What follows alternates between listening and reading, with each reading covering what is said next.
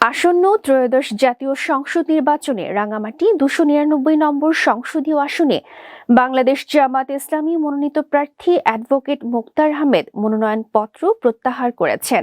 মনোনয়নপত্র প্রত্যাহারের শেষ দিন আজ মঙ্গলবার। দলের কেন্দ্রীয় নির্দেশনায় তিনি মনোনয়নপত্র প্রত্যাহার করেন বলে জানান। এদিকে জামাতের প্রার্থী প্রত্যাহারের পর রাঙামাটি সংসদীয় আসনে 7 জন প্রার্থী মাঠে রয়েছে বলে জানিয়েছে রাঙামাটি জেলা রিটার্নিং কর্মকর্তা ও জেলা প্রশাসক নাজমা আশরাফি। তিনি জানান, মনোনয়ন ছিল 8 জন প্রার্থী, যার মধ্যে 7 জন রাজনৈতিক এবং 1 জন স্বতন্ত্র।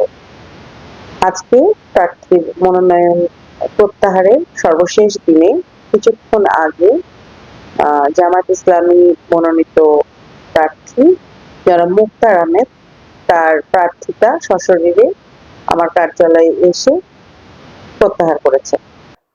আগামীকাল বুধবার সকাল 11:30টায় জেলা প্রশাসক কার্যালয়ে নির্বাচনী মনোনীত প্রার্থীদের প্রতীক বরাদ্দ প্রদান করা হবে।